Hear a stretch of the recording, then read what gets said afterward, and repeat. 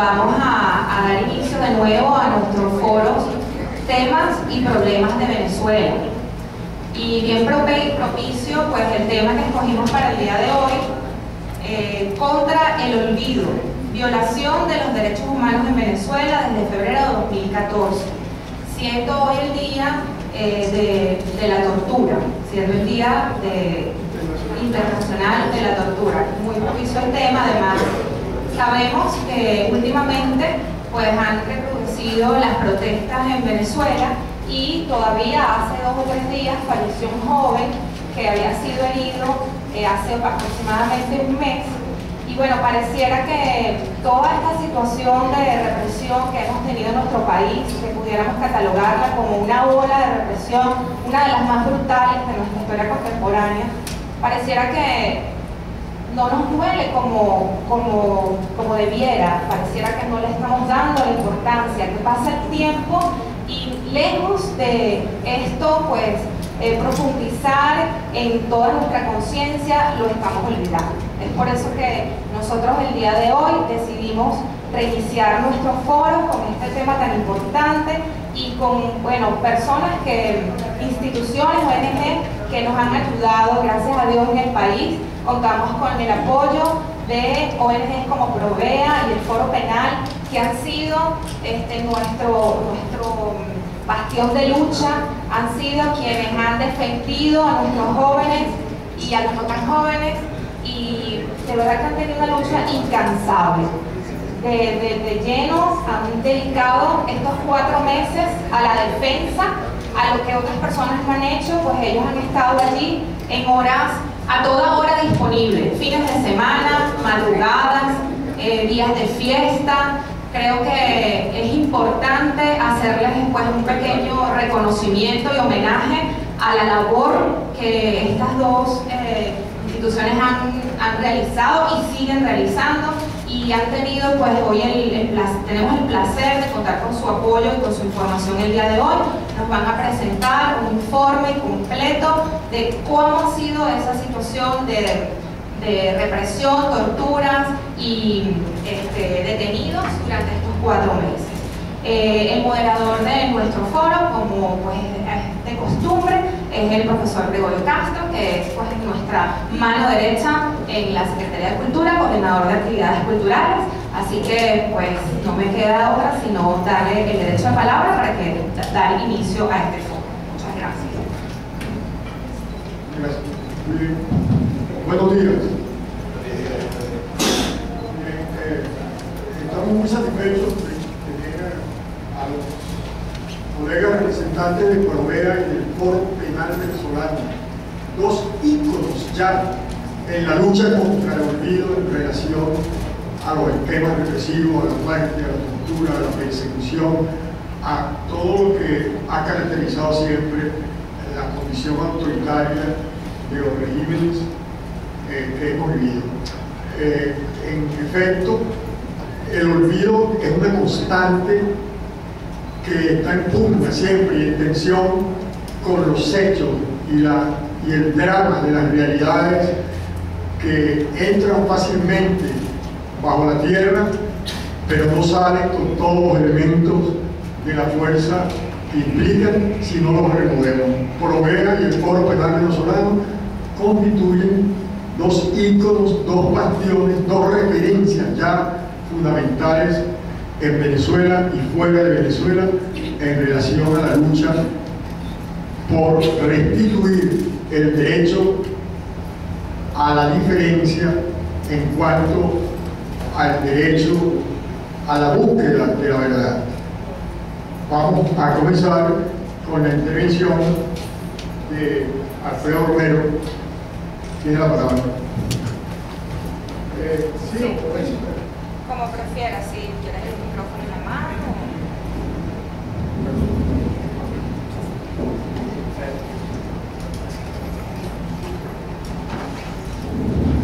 Bueno, primero, muchas gracias por la invitación.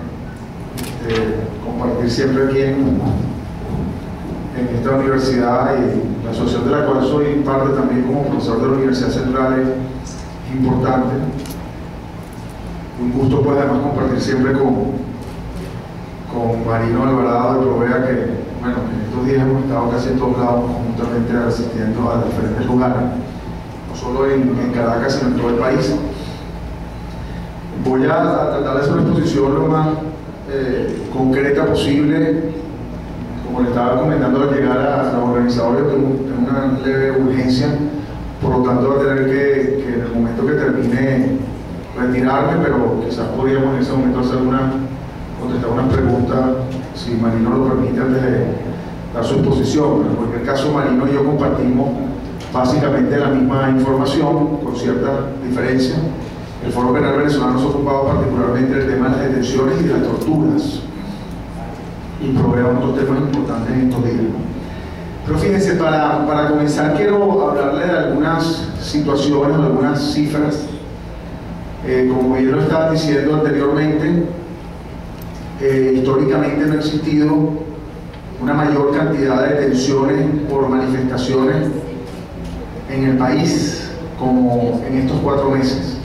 Estamos hablando, hasta el día de hoy ha habido 3.185 detenciones en todo el país, y un total de 234 de las personas detenidas han quedado privadas de libertad, regularmente en cárceles comunes o en comandancias de la policía o en el SEBIN. De estas 234 personas privadas de libertad, encontramos que 114 todavía se encuentran encarceladas. Para que más o menos sepamos, los que no somos abogados, entendamos que cuando hablamos de 3.185 detenciones nos referimos a personas que, encontrándose en alguna manifestación o en alguna, inclusive no manifestando, como ha pasado en muchos casos, son detenidas. Eso implica una detención por 2, 3, 4 días, llevadas a un tribunal, y en el momento que son llevadas al tribunal son liberadas, pero más de 1.900 de esas personas han quedado con medidas restrictivas. Quiere decir, liberadas luego de haber sido humilladas, sufrir una detención en este país. No es simple como pues, que te pongan una esposa, que es lo normal, que te lleven en una moto, sino inclusive que te lleven, por ejemplo, a Maca, donde está la Guardia Nacional, en unas condiciones infrahumanas, donde no tienes pues agua en muchas ocasiones. A veces pasan 2 o 3 días sin consumir agua o ningún tipo de alimento. Pues evidentemente, si eso es así, se pueden imaginar sin ni siquiera agua cómo son las condiciones de salubridad en lo que respecta, por ejemplo, a los baños, y otras cosas que vamos a contar, algunas referencias, algunos ejemplos, algunas anécdotas en cuanto a lo que ocurrió hoy día. Estas personas luego son presentadas ante un tribunal y, como les decía, el tribunal puede, en la mayoría de los casos, ha otorgado medidas cautelares, es decir, que las personas quedan libres, pero con restricciones, medidas de presentación ante un tribunal, prohibición de salir del país en algunos casos, en otros prohibición de manifestar, en otros prohibición de salir de la ciudad, en otros prohibición de declaraciones ante medios de comunicación, etcétera, etcétera, etcétera. Otros quedan con libertad bajo fianza, quiere decir, cuando hablamos de libertad bajo fianza, que no están incluidos dentro de los privados de libertad, que estamos hablando de un número importante de las personas que han quedado detenidas, inclusive menores de edad, por más de 20 días a veces, es decir, 14 días, a veces 2 semanas, mientras se consigue el fiador y mientras se verifica que el fiador pues, es la persona suficientemente garante pues, de la situación. Hemos encontrado casos de muchachos que han quedado, incluso menores de edad, muchachos de 15, 16 años, porque quiero decirles que dentro de las detenciones, al día de hoy ha habido 223 menores de edad. Encontramos casos, sobre todo de menores de edad, que han quedado de 15, 16 años recluidos, por decir, en algunas ocasiones en Maca, ya en Petare, por la Guardia del Pueblo, también en condiciones pues, infrahumanas, y han estado hasta un mes porque no tienen la posibilidad de obtener un fiador. Entonces la gente a veces piensa que es que va a obtener una donación y recolectar la plata en el semáforo para conseguir el dinero para pagar. No, es que la fianza no implica eso. La fianza es un fiador, es decir, una persona que se haga responsable del muchacho para que el muchacho no cometa nuevamente el supuesto crimen de manifestar. Y así entonces encontramos, si sumamos a todos esos privados de libertad, pasaríamos pues probablemente a los 300 casos, incluyendo los detenidos bajo fianza. Pero hoy día, que es importante, se encuentran 114 personas privadas de libertad. Y entre los 114 privados de libertad todavía tenemos personas en Yare 3, tenemos personas en Uribana, tenemos personas en el Rodeo 1, 2 y 3. Hay personas que se encuentran también una gran cantidad en el SEBIN. Hay, por ejemplo, el caso de Gerardo Carrero, sobre todo ese, y Nixon Leal, que están hoy día en el SEBIN, que por cierto antes de ayer, ya presentaron la acusación del Ministerio Público. Al día de hoy no hemos revisado todavía las condiciones, pero los acusaron. Quiere decir que no quedan, que por lo menos el Ministerio Público les requirió, además de acusar la privación de libertad, cosa que les estoy diciendo porque, digamos, adelantándole una opinión porque no hemos visto el expediente, pero sabemos que es así. Estas personas se encuentran, por ejemplo, recluidas en el SEBIN.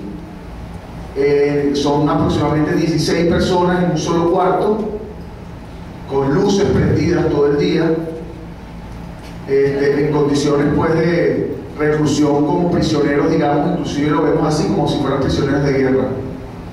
Allí se encuentran esos muchachos estudiantes. Por cierto, la Fiscalía ha hablado de unos 17 estudiantes. Quiero decirles que el Foro Penal ha constatado más de 50 estudiantes de los 114 privados de libertad que nosotros hemos calculado. Y eso está todo pues en la página web del Foro Penal. Sin embargo, las listas específicas, digamos, usted puede colocar el nombre de la persona, encuentra a la persona. No hemos colocado la lista todavía por una circunstancia que después lo puedo explicar, más política que nada. Empiezan a utilizar las listas y empiezan pues a crear situaciones no beneficiosas para los detenidos. En lo que respecta a las detenciones, como van a ver en el informe, este es un informe pues que tomó tiempo y allí pues varias organizaciones le pasamos pues la información, tal información de varias organizaciones de derechos humanos, incluyendo Foro Penal, Provea y otras centros de derechos humanos de la Católica, Espacio Público y otras que se me quedan un poco allí. En el informe nosotros establecemos unas fases de detenciones, pero como en lo que respecta a las detenciones arbitrarias, cómo han venido ocurriendo. La primera de ellas fue la detención de manifestantes. Sí, efectivamente, personas que se encontraban manifestando fueron detenidas, llevadas a un tribunal y en su mayoría de los casos liberadas. Esa fue la primera fase. Ahí encontramos múltiples casos detenidos. Bueno, la mayor cantidad que veíamos al principio eran, por ejemplo, hubo 42 detenidos en la Plaza Altamira, que era una cantidad pues ya suficientemente exagerada en un solo día, en una sola lugar. Y eran normalmente estudiantes, en su gran mayoría, pues yo diría casi que el 99% eran estudiantes. Eso ocurrió en febrero y, por ejemplo, el 12 de febrero hubo en todo el país más de 70 detenciones.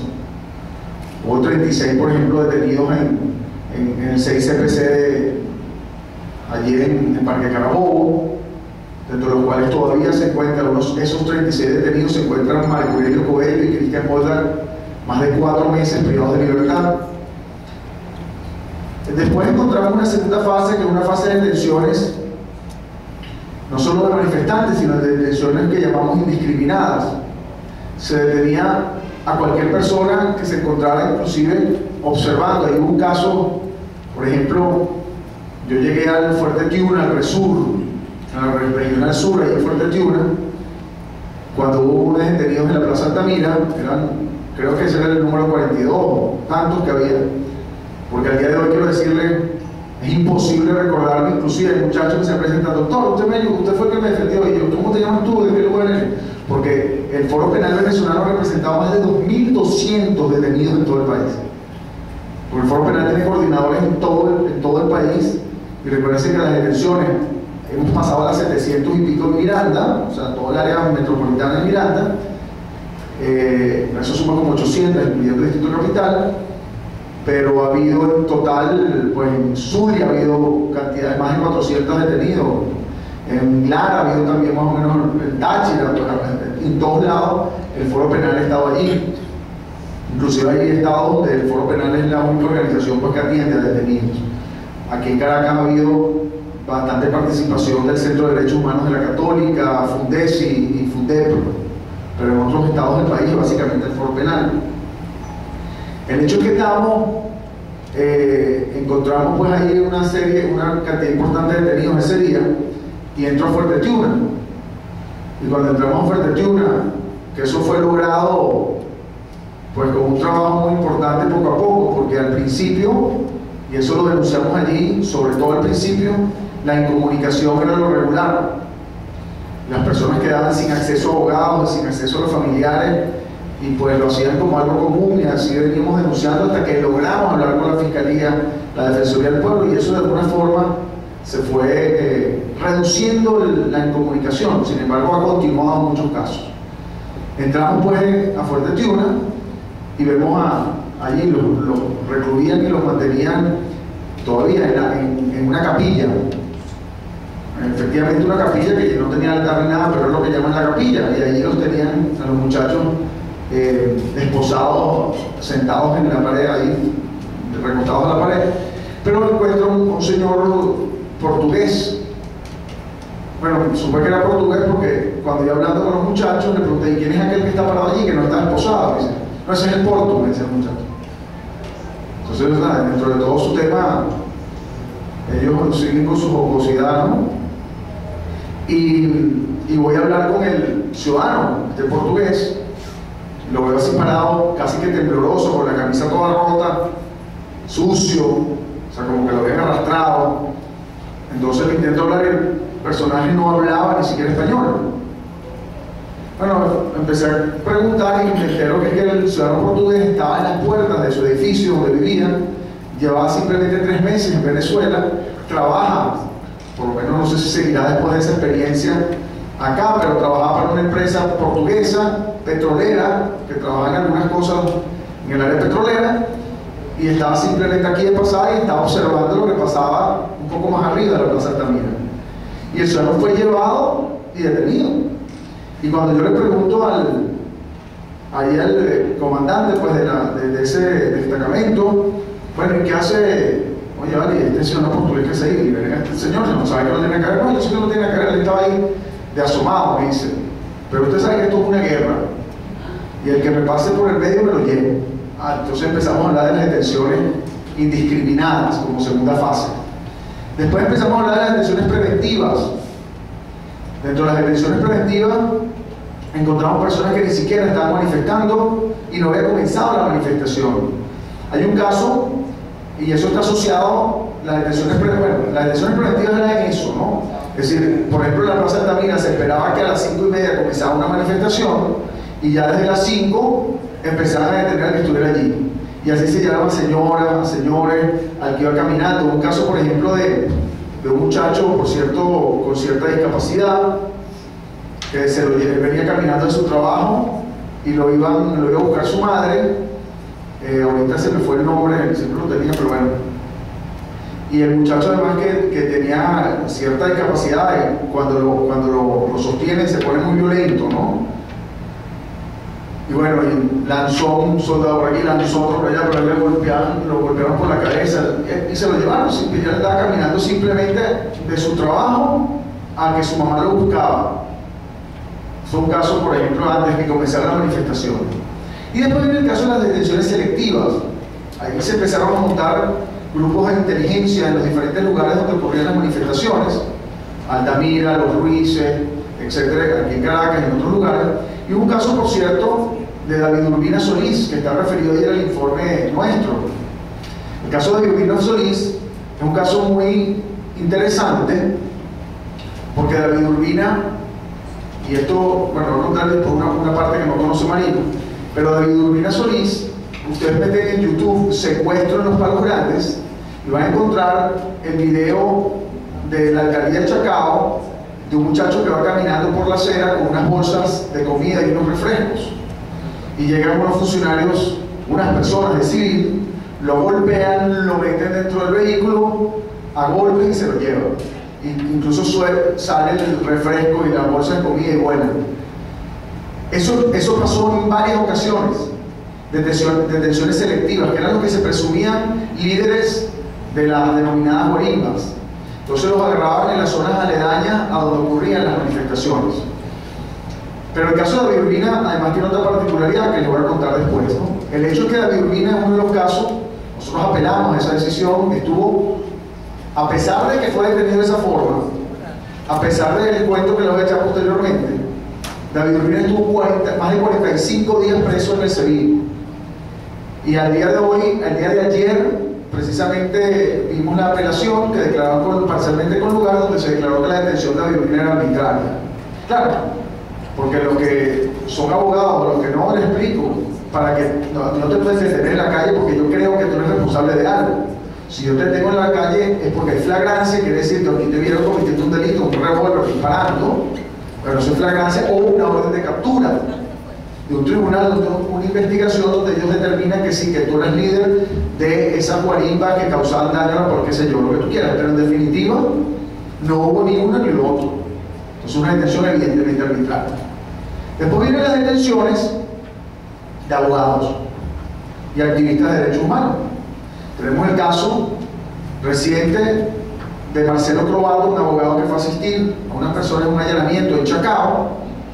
Marcelo Croato acude al allanamiento como abogado y en el momento que acude y se presenta como abogado a las 3 de la mañana, la policía incluso estoy señalando lo que dice el acta.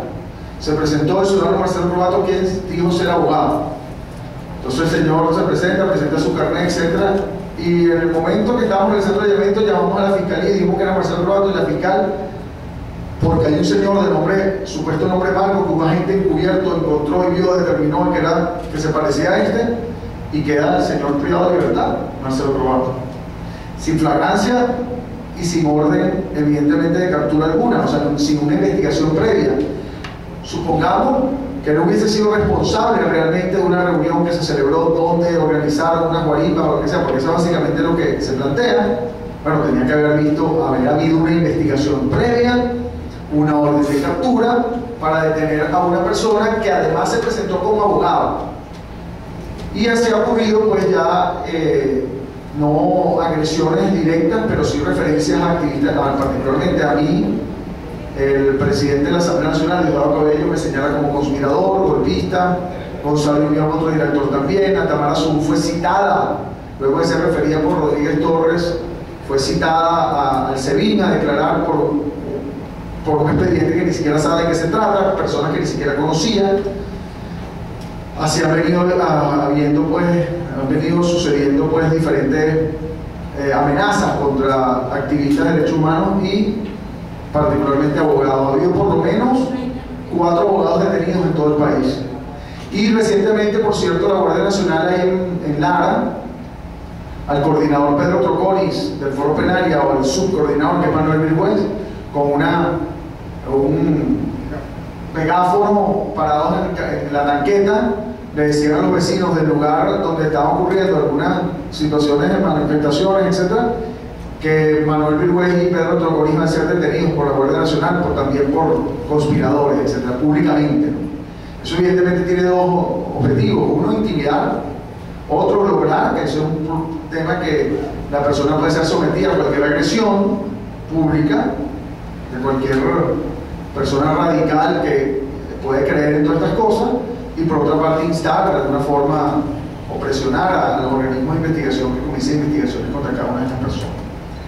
Tenemos el caso de Celia Lao, coordinadora del Foro Penal en Zulia, que fue llevada por el SEBIN 4 horas interrogada sin ningún tipo de orden. Ella lo hizo voluntariamente, pero claro, lo voluntario es relativo. Cuando llegan a tu casa, te toman la puerta y te dicen que si te acompañan al SEBIN a ser interrogado, pues tú dices: yo no tengo nada que temer, y vas y eres interrogado, y eres 4 horas interrogado diciendo lo que ellos le provocan es que te preguntarte, pero además sin una orden de eficacia que hay que contarse en ningún lado, sino ellos te interrogan para crear pues, un mecanismo de información de alguna manera que pueda utilizarse en tu contra.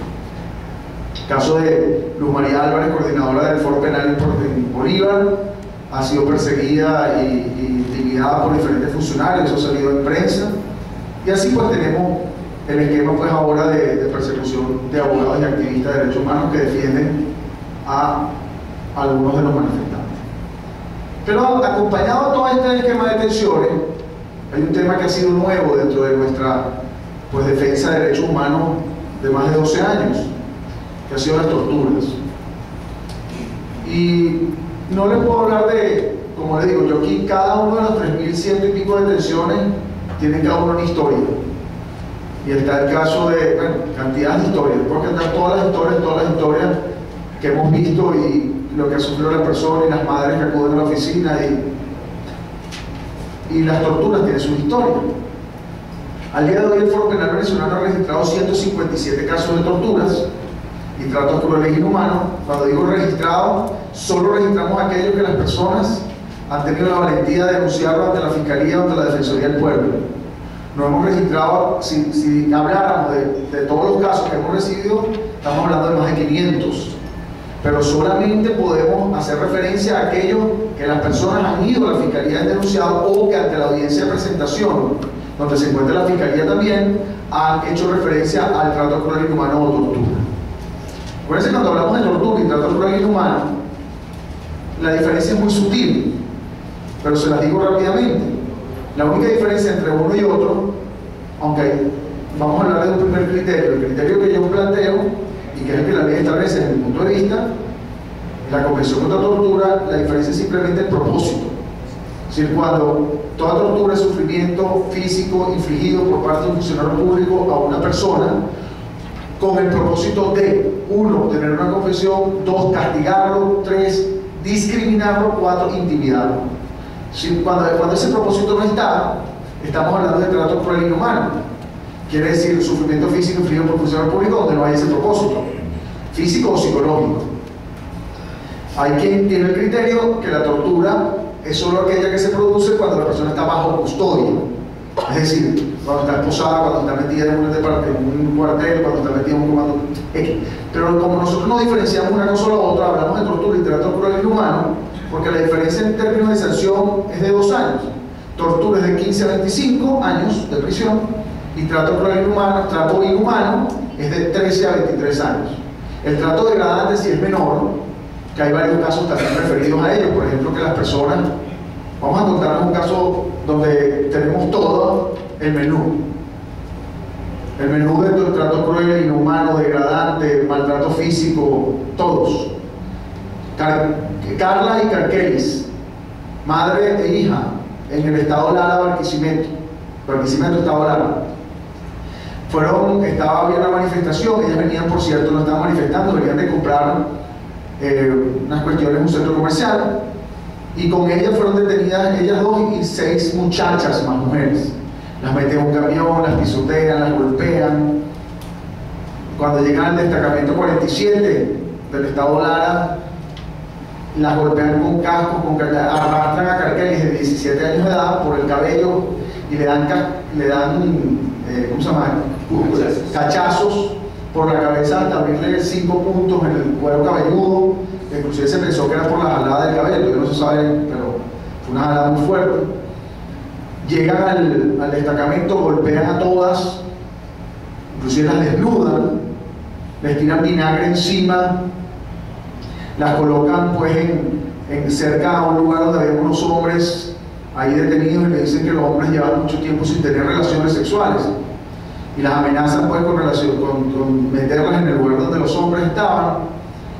Las manosean incluso unas mujeres, porque posteriormente pasaron a ser resguardadas por mujeres, y les insinúan una cantidad de referencias pues, de tipo sexual, y no contentos con eso les cortan el pelo a todas,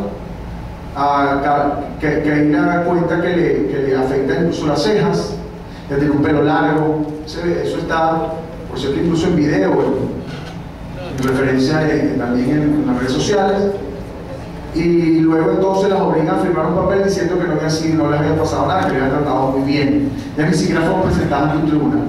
Ese caso llena todo el menú. Hay tortura, si queremos decir que bajo custodia ya la hay, tienen trato con el humano también lo hay, tienen trato degradante cuando le cortan el pelo también la hay. Con relación al corte de pelo hay varios casos. Un caso, por cierto, de trato degradante de un muchacho de apellido, ya se me fue el nombre ahorita, de nombre Rafael, pero el apellido no me recuerdo. Él fue detenido en la plaza de Altamira, es Rastafari. Ustedes saben que Rastafari es una religión realmente, o sea, no solo el tema de Bob Marley, Jamaica y reggae, ¿no? Sino Rastafari realmente es una religión. Y el pelo, el cabello largo es parte de la religión, y a veces duran 10 años para lograr ese pelo de esa forma. Bueno, él lo detienen, le dan patadas, golpes, como ha sido lo común, lo llevan a una moto y bajan a todos de la tanqueta. Y cuando bajan a todos de la tanqueta, agarran una máquina y le cortan el pelo, le empiezan a cortar el pelo viéndole el hueco y le cortan todo el pelo a este muchacho para que sea hombre, le dicen, ¿no? Este muchacho era camarógrafo, ni siquiera estaba manifestando, sino estaba grabando, inclusive contratado por una empresa extranjera. Una empresa extranjera que además que le presta trabajo a Telesur. Bueno, y así encontramos el caso de Javier Becles, por ejemplo, en Puerto Ordaz, Estado Bolívar. Ese caso también tiene todo el menú, porque en el Estado Bolívar se ha utilizado la plaza monumental, como lo dicen ellos mismos, como un lugar de torturas. La plaza monumental es una plaza donde está funcionarios de la Guardia Nacional, en unos toldos, etcétera, según la denuncia que tenemos. Ahí metieron a Xavier. Xavier, por cierto, tiene pues síndrome de Asperger, porque no es realmente un sufrimiento, es una condición. Pero el síndrome de Asperger da, entre otras cosas, una de las cosas fundamentales que dicen, no sé, pero yo hablo muy en términos generales lo que aprendí con ese caso, ¿no? Y con la sociedad de síndrome de Asperger. Digo que es una condición, porque los muchachos, cuando yo les decía, no, es que sufre de la enfermedad de Asperger, y unos muchachos que tienen la condición se me acercan y me dicen, uy, doctor, yo entiendo, pero no es una enfermedad, es una condición que nosotros pues estamos defendiendo inclusive, porque una condición que a veces tiene cosas también positivas, ¿no? Pero entre las cosas que tienen, que son muy honestos, bueno, y tienen su condición. El hecho es que, bueno, es llevado, es golpeado, la cara la tiene toda esta cosa, pero con todo lo demás de la golpiza, también tiene el pelo largo y le cortan el pelo también a Xavier, como esquema de castigo, de sanción. Así tenemos múltiples casos de tortura, y por decirle otro, casos que a mí me llaman la atención, el caso de Gloria Tobón Hernández. Por cierto, Leonardo Padrón hizo una narrativa de ese caso que pues, yo le refería a ella porque creo que es un caso importante de contar, porque también tiene todo el menú. Gloria Rubio, Estado Táchira, estaba manifestando y así, con su hija. Y él llevaba con su hija, para echarles el cuento corto, la golpean, la meten en otra tanqueta, le pisan la cabeza contra el piso, con las botas, etcétera, etcétera, la meten entonces en un destacamento del ejército, allí en la frontera, pues que básicamente, y ella la vendan, le ponen una venda en los ojos, y al lado de ella golpeaban a la hija, pero no contentos con las golpizas, que ya se han convertido en algo común, que ya no nos llaman tanto la atención, porque hemos visto fracturas de cráneo, el muchacho Jaime Yespi, que hemos visto fractura de costilla, Marco Aurelio Coelho, cantidades, ¿no? Entonces ya cuando tú hablas de golpe ya pareciera que es algo común, o sea, ya no, golpe más, golpe menos. El hecho es que a ella le ponen las vendas en los ojos, le quitan la camisa y le ponen descargas eléctricas en las muñecas, pero entonces no contento con eso, le tiran agua encima y le colocan descarga eléctrica en los senos y en la vagina. Estoy hablando del cuento que ella narra. Evidentemente todo debe ser sujeto de investigación. Pero fíjense, tantos casos que he visto de esto, yo cuento este otro porque realmente fue muy anecdótico, pues para mí. Nosotros hacemos las asambleas, estuvimos en Falcón, fue la última, con víctimas de violación a los derechos humanos, relacionadas fundamentalmente con lo que ha sucedido hasta ahora, pero también lleva gente de otras cosas que quiere pues, denunciar. Y estamos en la Plaza de la República, en Maracaibo, Estado Zulia, una de las anteriores que hicimos, y pues llega una de las víctimas, que por cierto venía de la Munilla, venía en autobús, cuenta que venía 2 horas, que había tomado 2 horas para llegar, pero entonces llega la Plaza de la República, no sé si han estado allí, pero digamos que tiene una tarima de cemento, en uno había bastante gente, sociedad civil y gente simplemente que estaba allí. Y entonces el muchacho llega, yo lo intento dar la mano y no se la podía dar porque estaba todo golpeado. Incluso usaba unas sandalias porque no podía caminar. El nombre de él es Sergio. A mí se me olvidó el apellido ahora. Y Sergio llega pues y bueno, o sea, un poco improvisado le doy el micrófono y empieza a contar. Y cuenta, bueno, que lo golpearon, no sé qué, que le dieron golpe. Bueno, tú ya dando otro cuento más, pues otro golpe más, otra fractura más, otras pastillas más, ¿no? Pero entonces me cuenta algo y dice, que fue lo que me llamó la atención, para que ustedes vean, ¿no? Que él estaba atado pues a otro con las esposas. Entonces dice lo siguiente: llevamos 2 días allí detenidos, no nos habían presentado a un tribunal, no teníamos acceso a abogados, no nos habían dado la oportunidad de comunicarnos con nuestros familiares. Y teníamos muchísima sed, Zulia, y mucho calor, y no habíamos tomado agua por 2 días, y sudábamos. Y el muchacho de al lado tenía tanta sed que me lamía la mejilla, el sudor por la sed que tenía. Y dije, Dios mío, o sea, aquí además hay un tema que no me había fijado, que es la sed. O sea, y a veces uno tiene que colocarse pues, en el sufrimiento del otro para uno entender lo que eso significa. Yo el otro día en Falcón le hacía a la gente que apagara las luces y que de alguna manera se concentrara cada uno en la historia, porque hay que entender la historia de sufrimiento, así sea de 2 días, o estás recibiendo golpes, eres humillado, te amenazan con violarte, como hay casos de efectiva violación o de abusos sexuales, te amenazan y tú estás en ese terror en custodia con la persona que supuestamente debe resguardar tu integridad física, la persona que está allí con la potestad pública para poseer un arma, para estar entrenado en infraestructura, para poder tener en custodia y resguardar tu seguridad. Esa misma persona con su uniforme es la que te agrede, la que te humilla, porque la tortura tiene un elemento de sadismo. Lo que han estudiado la psicología del torturador, un elemento de sadismo, que la persona disfruta de golpear, disfruta de agredir, disfruta de humillar.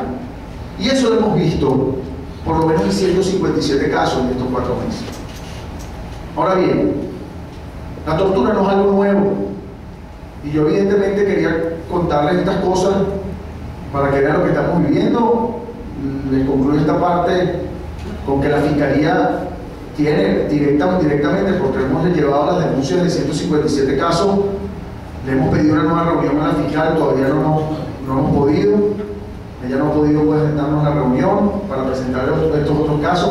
La Defensoría del Pueblo ha registrado todos los casos, inclusive ha estado con nosotros en estas asambleas en el país, registrando los casos, y tenemos copia de las actas, todas, donde ellos han registrado las denuncias de tortura. Por lo tanto, esperemos pues, hemos esperado que la Defensoría del Pueblo así se pronuncie en relación con eso, pero los tiene, y digamos ha actuado, y debo decirlo, de una manera eficiente en cuanto a por lo menos la recepción de esos casos de tortura y trato inhumano hasta ahora. Pero lo que le quiero decir, además de todo esto que hemos vivido, imagino que se enterará otras cosas, que la tortura particularmente y las detenciones arbitrarias son cosas nuevas en nuestro país.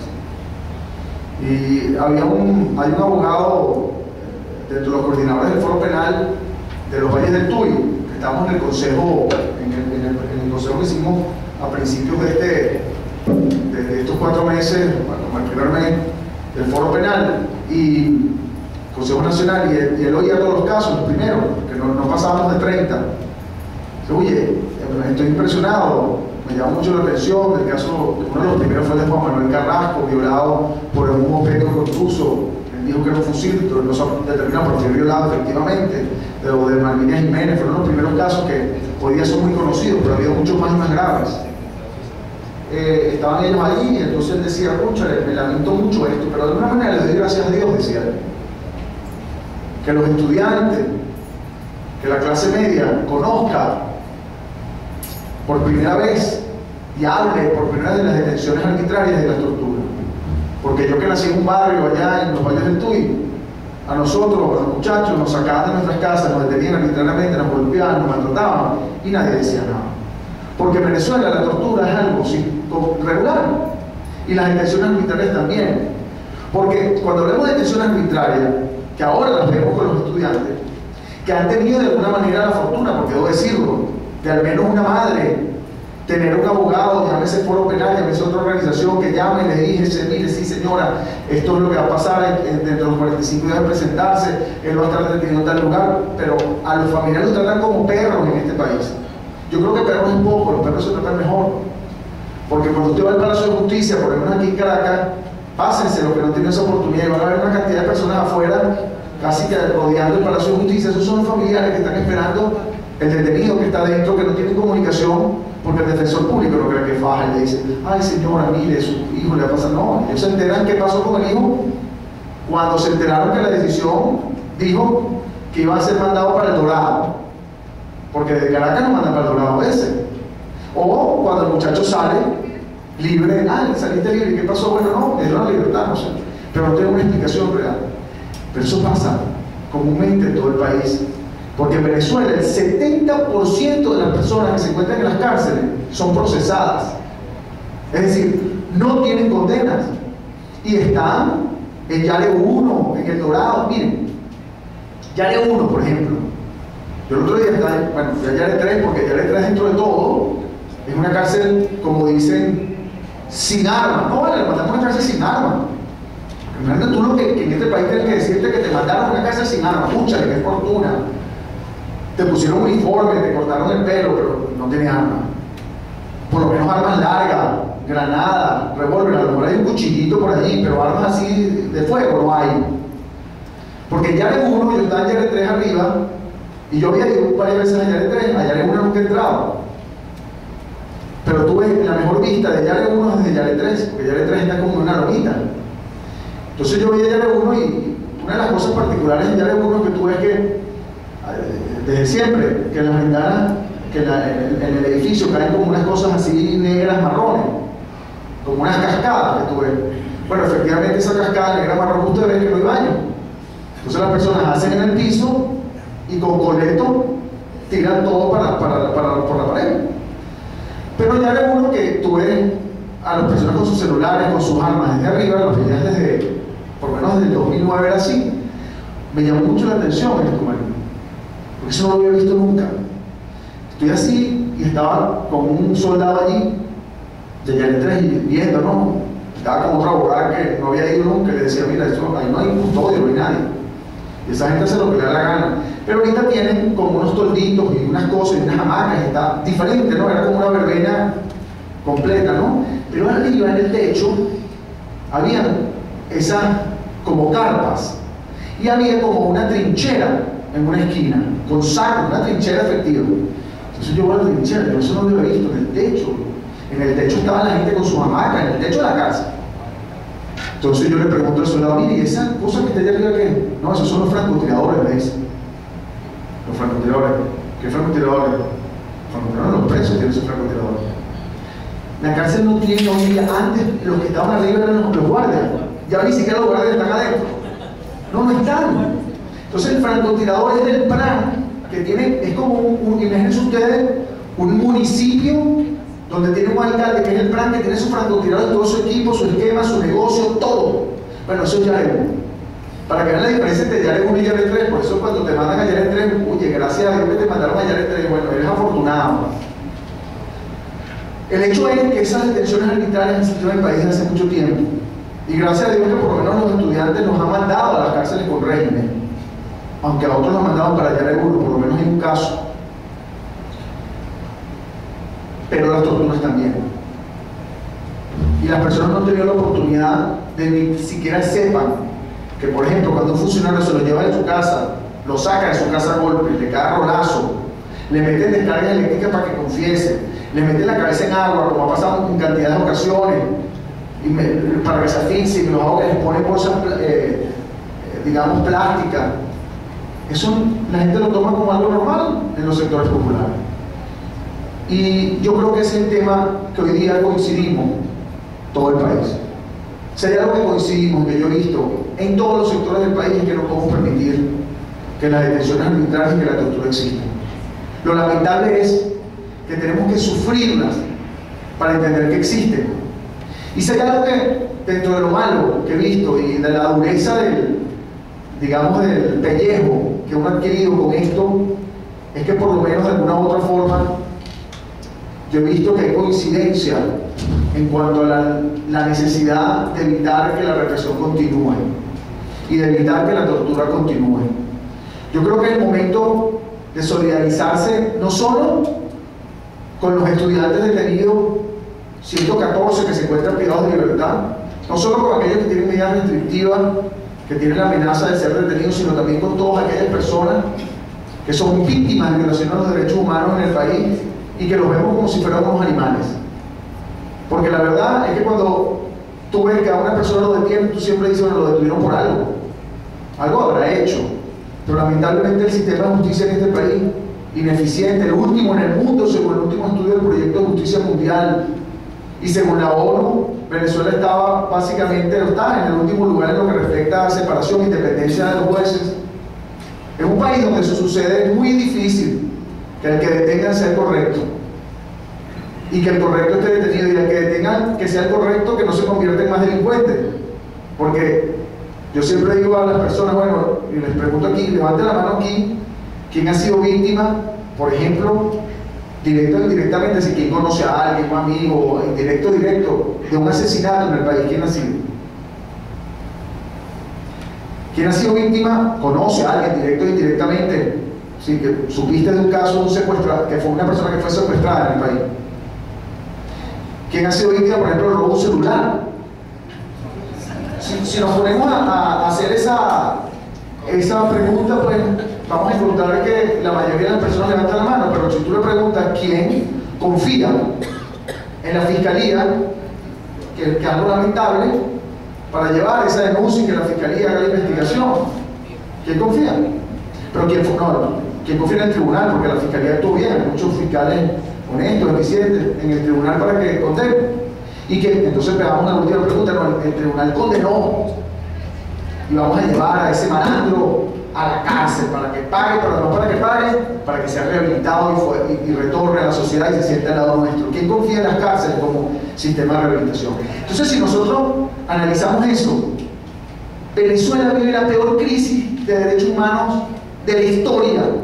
Las cárceles no funcionan, los tribunales se utilizan como arma política para perseguir, los manifestantes no pueden manifestar porque se detienen, el derecho a la manifestación pacífica está siempre vulnerado por cualquier detención arbitraria a través de actas policiales, dichos de policías sin evidencia.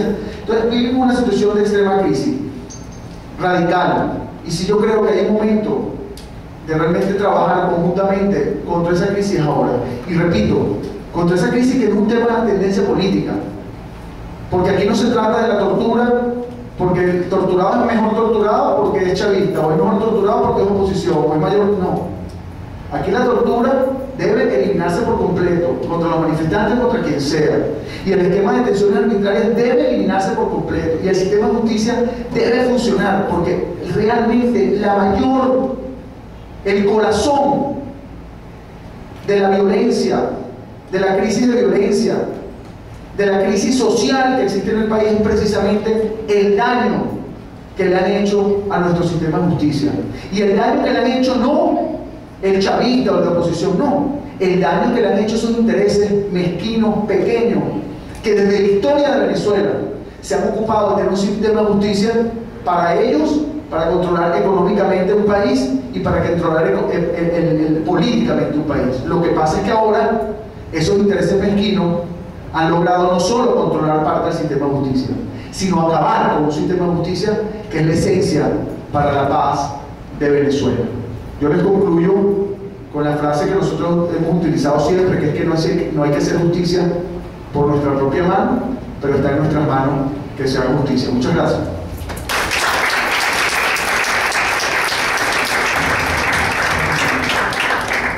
Muchas gracias, Alfredo Romero, por el permiso. ¿Iría en este momento? Sí, no, tiene que retirar. Ya, sí, tiene que retirarse todavía. Entonces, le dan el derecho de palabra a Marino. Si alguien... Que nos iban a contar después que no era Diego Urbina, había dicho un caso que ya había referido.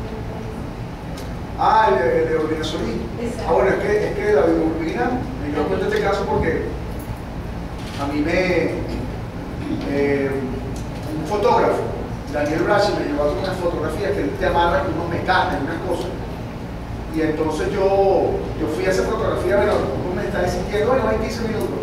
Y cuando me amarró, yo no duré un minuto y tenía claustrofobia terrible, porque luego te pone la luz. Y me recuerda el caso de David Urbina, porque la historia de David Urbina, luego de su detención, es peor. Cuando lo meten en el vehículo, le ponen una capucha, lo llevan, le enseñan fotografías, etc., y lo llevan para un lugar que denominaban el Samán, que no sé qué lugar, parece que era el y le ponen entonces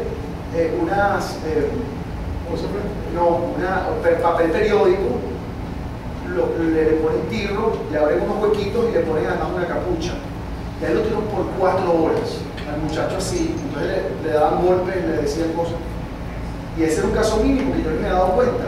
Solo hay que sufrir un poquito de lo que es la asfixia, la claustrofobia, estar así amarrado cuando termina él con esa situación para darse cuenta que es un caso evidente de tortura y que uno no se da cuenta si uno no lo siente. Por eso digo, el caso de David Urbina Solís es otro caso más de tortura, porque todos han tenido torturas leves o graves o tratos inhumanos. Bueno, muchísimas gracias. Entonces vamos a dar una palabra a Marino Alvarado. Lo que pasa es que él nos informó que tiene un compromiso importante. Pero quiero hacer una preguntita nada más, que quería preguntarle rapidito. Usted no habló de los patrones cooperantes, que eso es gravísimo. Quería un comentario, el caso de Probato podría ser un ejemplo de ese tipo. Y yo, rápida pregunta, yo soy uno de los números que yo soy el profesor Luis Garita, que asistió al foro penal, un agradecimiento al foro penal. ¿Qué está haciendo el foro penal luego de la perfecta asistencia y la muy agradecida asistencia que hacen en la presentación inicial, luego para acompañar el proceso? Ahorita todos los que estamos en régimen de presentación, en el lapso de los 6 meses que tiene la Fiscalía para el acto conclusivo, ¿qué acompañamiento tiene el foro penal para todas estas personas? En mi caso, yo tengo un abogado